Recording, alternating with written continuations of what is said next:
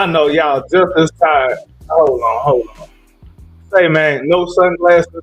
I ain't even holding the mic straight. Like, bruh, I don't care if we up one. Let me tell you something, bro. Every time I watch this team, Is that black or green? Oh no, it's black. But like every time I watch the stupid team, bro, like there's always something, bro. Like they just won't leave me alone, bro. It just won't. I don't care if we're up, bro. Being up on the Warriors by 1 point is like being down 10, bro. It ain't enough. Being up one is not enough. You gotta be up 30. That bro, we could be up, that would feel good.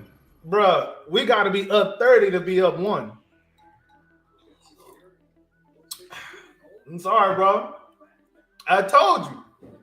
The Lakers turned me into alcoholic. I said Lakers. Lakers another one. The Warriors turned me into a freaking alcoholic, bro. It's too much, bro. Too much, bro. Man, my wife heard me yelling at the TV. She's like, "Are you okay?" See, if you always yell at the TV, then they just don't care. They just tune it out. Yeah, but when it's this team, nah, bro. But anyway, bro. Matter of fact, we finna switch spots. Go ahead and carry this thing, bro.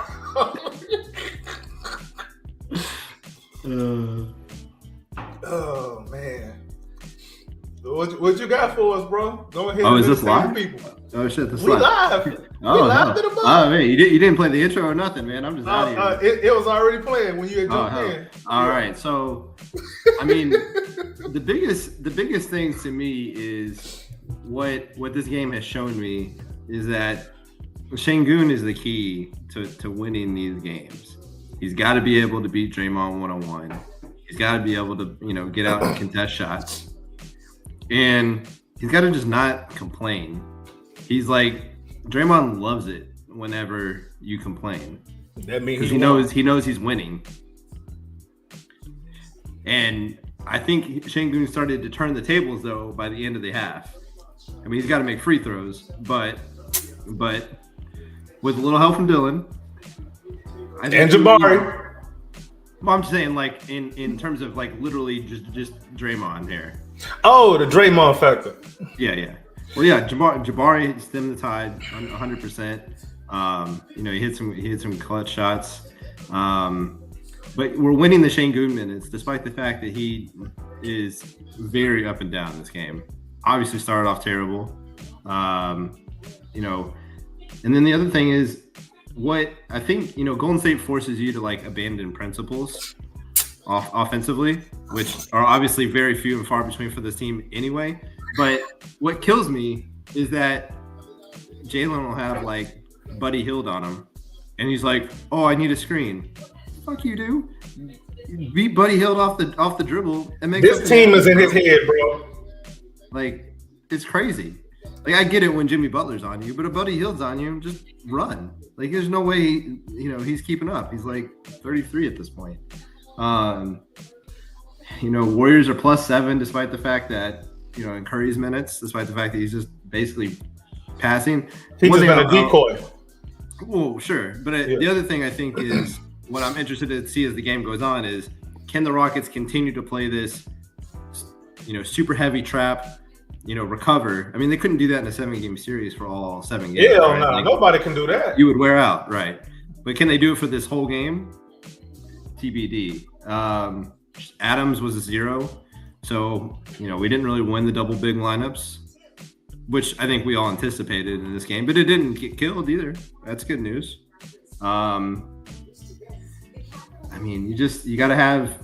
Right? I mean, Jalen and Fred, they got 7 points on 3 of 11 with 5 assists and 5 turnovers. Bruh, they extending the hell out of their defense on Jalen, boy.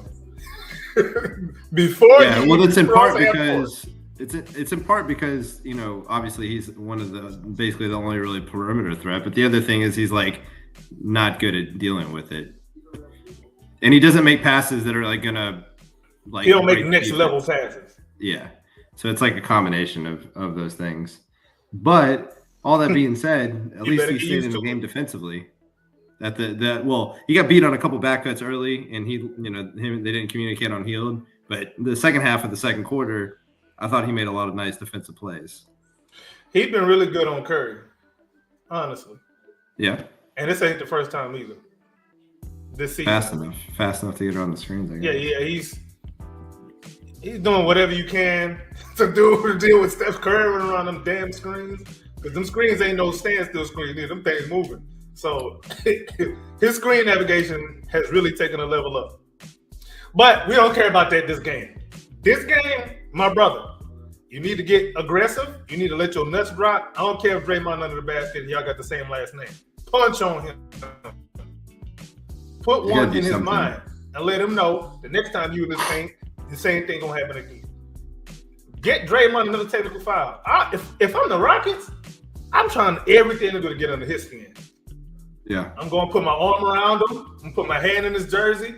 I'm gonna whisper in his ear. Everything I can, bro. I'm finna be annoying as hell to him. Our old friend is a +2 as well in this game. Old Kevon Looney. The brick wall himself.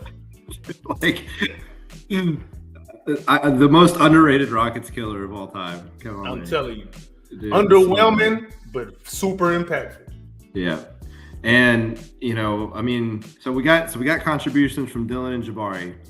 One of Fred or Jalen's got to do something in the second half. Amin's been, doing his thing, I guess. I mean, he's 3 of 8. That's really low. Amin's like a 65% true shooter because he gets a lot of dunks and layups, and they're not allowing that. I would try to give Fred and Jalen some more catch and shoot attempts too. But it's hard. How do you generate them? You got to generate them through Şengün, right? Şengün's got to be a more ready passer. I'm not saying willing. You just got to be ready. The Warriors do a damn good job running us off that 3-point line. Yeah. They're really helping off of they're helping a lot off of Dylan. And Amin too, probably. And Amin isn't really parking outside the 3-point line. The wrong person really doing that is Dylan. See, this is where another perimeter playmaker would really come in handy that can get downhill. That way, Jalen can play off the ball and get some spot-up attempts. But until Amin can be a threat outside the free throw line, I know a guy that can do that kind of stuff. But I'll digress. Jimmy Butler hasn't done much, which is a little surprising given how deferred Curry is. Right? Is he just saving it? I don't know. I mean, I like this game. It reminds me of the game that we won, but I don't really like the underlines of how we're winning it. Does that make sense? Let me ask you this. You like this game and it reminds you of the game that we won, right? Cool. Yeah. You think we're going to win the same way? Hell no. It won't be that way. Right. It'll be some different way. This is crazy, bro. Like my stomach hurt, my chest hurt. Everything is wrong right now, bro. But I'm telling you, if we lose this game, we're basically saying it would be like almost impossible for us to play them in the playoffs. I feel like they will still find a way to play us in the playoffs, bro. Like, they probably would because they'd have to beat the Lakers. I have a question for you. I got an answer. Is 29, 9, and 6 a good stat line at halftime? 29, 9, and 6. That ain't one human. That's probably like a group. That's Jokic. That's Jokic against the Pacers. Oh my God! What? Let me see what he's at now. Nah, that dude they need to drug test him. He's not supposed to be that damn good at a sport. He hasn't done much since. He's 33, 11, and 12. What time left in the third? He hasn't done much since. For a fat dude who can't jump over a sheet of paper, it's like, talk about a dude getting the most out of what he got. Yeah. He get the absolute most out of that. He's not outrunning nobody down the court. He's not out leaping nobody. But what Şengün, I mean, what he does, Jokic does, and what I wish Şengün would do more of is, and he did it once this game, but Jokic runs the court and will like seal you on like one of those like mid transition plays, Şengün did that once, and I think got Peyton or someone on him, and that's an easy bucket. And he can even get Draymond because he got no help if you do it quick. That's true. That is true. And they playing like really small. Like we should be able to deal with that. But also this game, GP2 ain't got no business scoring 11 points in 9 minutes. None. That's an anomaly. He's not going to continue to hit threes for sure. Hell no. Nah. He probably might not hit another three rest of the day. Moody's 0 for 5. God. That'll probably be a trade-off. Bruh, can you say something that make me feel good, bro? Lie to me, bro. Lie to me about something. I was going to tell you GP's 5 of 7 and he missed a freaking wide open layup. That's one of his 2 misses. Man, bro. I will say this, though. The way the Rockets are guarding and defending in this game, it's so beautiful, bro. It's been good. Win, lose, or draw, this type of defense can carry you in a playoff series, man. It really can. Like, to be this in tune and on a string defensively against this team, it's not easy to do, bro. Yep. It is not easy to do at all, man. It is very impressive how they're able to really make Curry look like a role player. Some of that is like a role player. They're basically just doing what teams did to Harden. Let me not. He's putting up role player numbers. Let me say that. Yeah, sure. Oh, he looks like he's like TJ McConnell, like with 3 points, 7 assists, and 3 rebounds. I'm sure TJ McConnell is very happy about that comparison. It's a classic TJ McConnell stat line in like 12 minutes. Yeah, man. What did you think about the rotations so far? Like Tari was the first person to come up off the bench, man. What did you think about that? I haven't, in terms of like, I don't feel like they put out a lineup there that I was like, oh, well, this lineup, this is going to be really hard for us to score, or the spacing's really off on that. There's at least one of those a game with Ime, so that's been good. They went to the small ball, right? That worked. And they went to the small ball right after big ball. Again, second consecutive Which game I think we've is seen really that. good. That's that's good different. Idea. Yeah, that's a really good idea. But I don't know. I mean, I feel like I don't know if we're gonna go to this. I don't know if we're gonna do the double bigs again this game. I wouldn't. Yeah, I think we got kind of lucky that it worked as well as it did. Yeah, and that's a great point by King right there. Tari has definitely messed up offensive possessions in the same way that Brooks has messed up offensive possessions constantly this year, where he's not seeing an open guy or not moving the ball an extra. The Warriors are sitting off the passing lanes, though. They're making them guys feel like they can go and score, bro. Yeah. That's the game plan. And it's smart. It's really smart. Now, what we do need to do is we need to be a little bit more intentional about getting Alperen Şengün the ball one way or the other, especially if Draymond gets switched off of him. Right. Yeah, we got to hunt those. Yeah, we really got to hunt those. We ain't got to worry about the shot clock. I would just forego that. I would forego trying to play fast. And because they're going to have to double. And if they double, that opens up. That should generate some good wide-ass open threes. It should. Depending on who else is on the court. Because the wide-ass open three, you don't want it to be a Man Thompson. I prefer it to be Dylan or Fred or somebody like that. Well, I think you bring up a good point that this should be good practice, quote-unquote practice, for working on getting Şengün or running a play to get Şengün on someone that's not his main defender early, knowing that they're going to double, because if you have 18 seconds to work with that's a lot better than 10 seconds, because you can work the ball to an open shot that way. But if you only have 10 seconds to do it, maybe you get lucky after the second pass, but the Warriors are very good defensively. The 18 seconds, that's very cute. Because if it's Fred bringing the ball up, it ain't coming past the half court line until 16 seconds. Been a lot of Jalen though. They finna make sure they got somebody on his hip as soon as he get the ball behind the half court line. Yeah, but they only do it person when waiting on him. You say what? They only do it whenever they run pick and roll. They don't do that whenever. I'm talking about after a miss, after a defensive rebound. If they outlet to Jalen, they make sure they pick him up at half court. And usually think that's fine. That means that somebody else should be open, right? Who was the open person? Who else you trust to run a play after that? Fred not gonna get down the court like that with his little last legs. Then the men's got to be able to make something happen. It should be. Be. Now let's see how that plays out. I'm really curious to see how he may come out this second half, whatever adjustments he wants to make. This is very good. This is gonna be really telling for me. Who calls the first time out? Who you got? Who's calling the first time out? We're gonna call the first time out.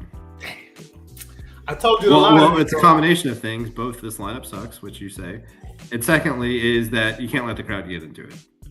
Speaking of lineups, who's the starting lineup at the second half? I think he keeps it the same because they started off well this game. King say the Warriors is gonna be the one calling the first time out.